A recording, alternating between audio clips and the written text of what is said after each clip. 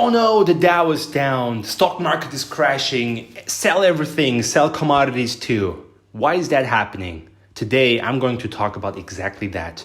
Why is the stock market selling off, especially commodities? All right, I'm going to get right into it. So there's 5 things that the average person still believes. It's 5 myths that are absolutely wrong, that the average person and hedge funds and all these people still believe, which caused the sell-off in commodities. You have an excuse to not understand economics, okay? It's not being taught in school on purpose, and you have to get educated yourself. You have to read a few things and you have to learn it yourself, and it's not everyone's cup of tea. So you have an excuse.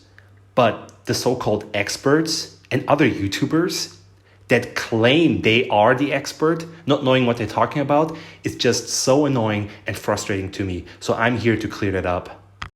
And it's because of these 5 myths that hedge funds and the average person believes that there was a sell-off in commodities. They sold commodities because we are in a technical recession. So first of all, the stock market is not the economy. Me talking since over a year about the recession was about the stock market, okay? We may enter a stagflationary recession, I talked about that too, probably at the end of this year, okay?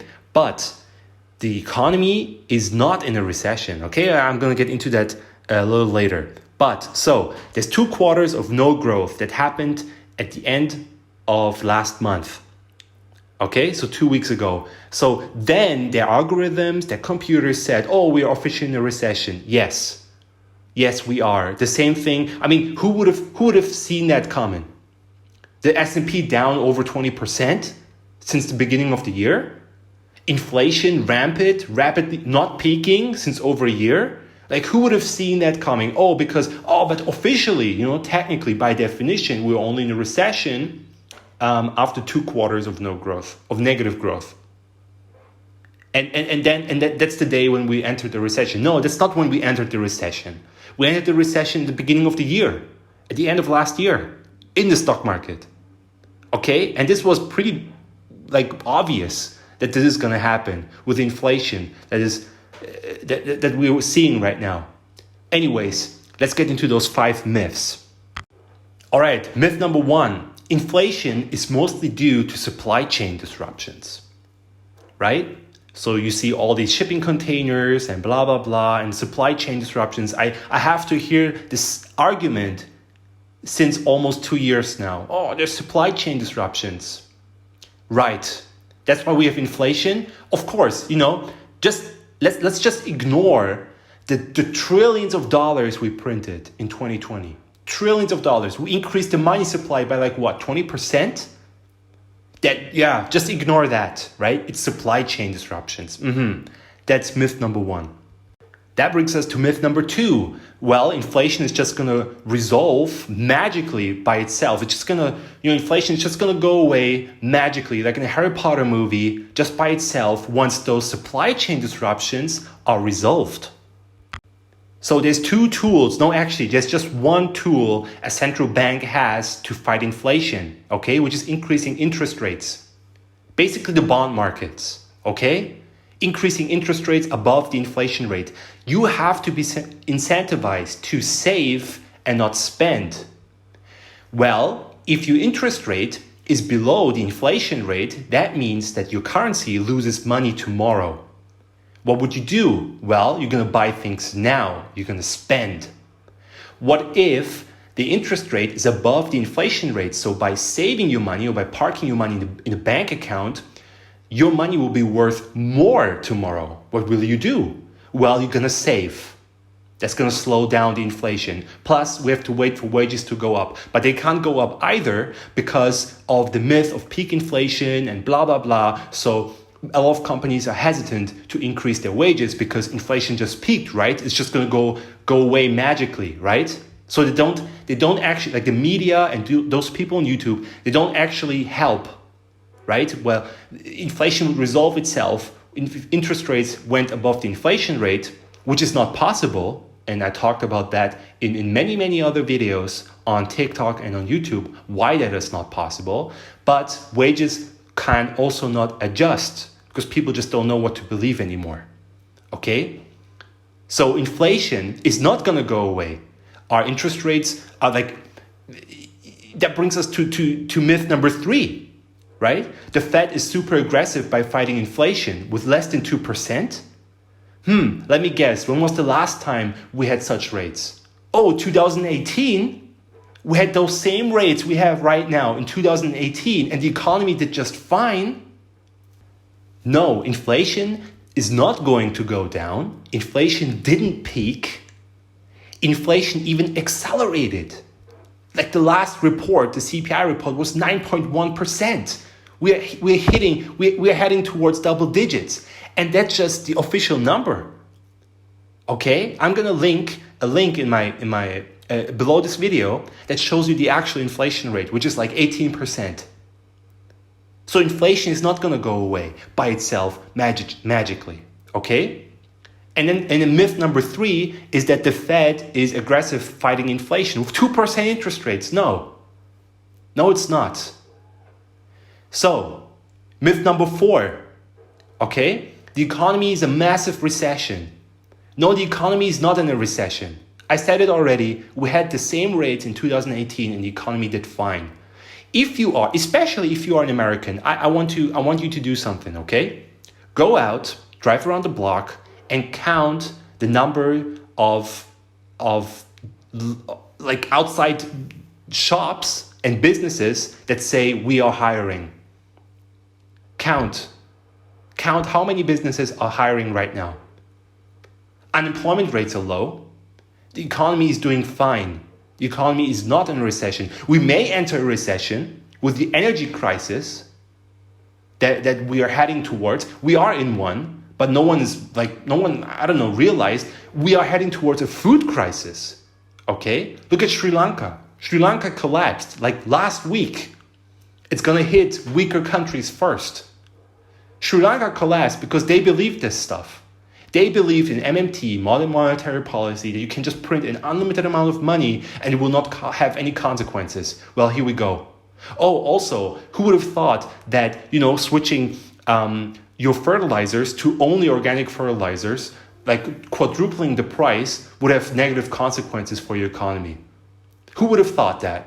But Sri Lanka believed it. Sri Lanka went away. Organic, renewable, print money as much as possible. It's not going to have any negative consequences because money only has value because we give it value, right? Wrong. Sri Lanka is the example. Just ignore Sri Lanka, ignore Venezuela, ignore Zimbabwe, ignore all these recent examples. Okay? But we are we are in an energy crisis, we are in a food crisis, and soon we're going to feel both in the West. And the last myth is the strong dollar myth. Okay? Oh, the dollar is gaining strength. No, the dollar is not gaining strength. The dollar is not increasing in a vacuum. All the dollar does, it goes down in value it goes down in value slower compared to other currencies. Other currencies devalue faster than the dollar. The dollar is not increasing in value and is not strong in a vacuum. And the West is begging the Middle East for oil because we made ourselves dependent on other countries. All we have is paper money. Saudi Arabia wants to join the BRICS system, right? Like it's like China, Russia, Brazil, it's like all these countries, basically all commodity producing countries, all countries that are net exporters. Well, it's not really true for China. China is a net importer of energy, but still we manufacture and produce everything over there, right? So all these countries that are producing, that have a weak currency, are joining together, forming BRICS, and Saudi Arabia wants to join them. You know who stopped lethal aid in 2021 to Saudi Arabia to fight against the Yemeni terrorists called the Houthis? It was Biden. Biden stopped lethal aid. You know who picked it up, who continued lethal aid to Saudi Arabia? China. China did. China has infrastructure projects all over the Middle East and in Africa. Saudi wants to, of course, Saudi is not going to tell us in our face, in the West's face, that they're going to join BRICS and that they're going to give them oil and not us. Because we think we have leverage, but we don't. All we have, all the West has is paper money. All the West has is paper money. And the realization of that we have no leverage and only offer nothing, we offer nothing but paper money. That realization is going to sink into those other countries. And they will all drop, or at least diversify their debt and drop the dollar. And then you will see hyperinflation. What we've seen right now is nothing. It's a fart in the wind. Once other countries diversify their debt and drop the dollar, you will see all those dollars flooding back into the US. They have to be absorbed by the US and increase the money supply in the US and have to be absorbed by the population. That's when you go full Zimbabwe, full Venezuela. But most people don't think about that. Most people I mean, I'm glad you guys are here and you're listening, but that's just the reality. And it's those 5 myths that I just said is, unfortunately, those 5 beliefs are what are driving the markets right now. And that's why even commodities dropped. But reality is going to slap in your face, right? All that means for me and my followers on my newsletter, on my blog, on Patreon, is it's a fire sale for commodities. Because commodities are going to go up. Energy is going to go up. The demand, just ask yourself, right? Again, you didn't learn that in school, right? So I'm not blaming you for not understanding economics, right? But is supply going up for energy and for commodities? Are we, increasing our supply? Are we drilling for more oil? Or are we standing against that with green energy?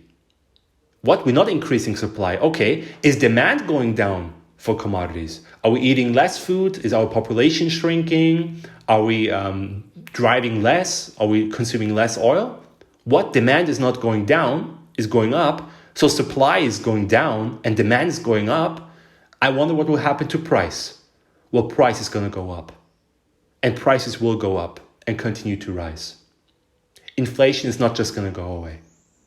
Okay? It took Weimar Germany 9 years from starting printing money to go hyperinflation.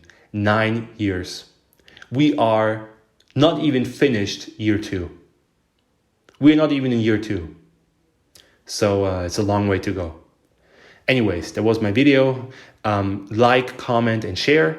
And don't forget to follow me on my newsletter. I post 5 blog posts a week, and I basically show you how you get your investments under control and how you can prepare for inflation and anything. But I basically show you how to fish. Okay, I don't throw you a fish, I show you how to fish. So give it a shot, join my newsletter, and like and share this video. And thank you for watching. See you next time. Take care.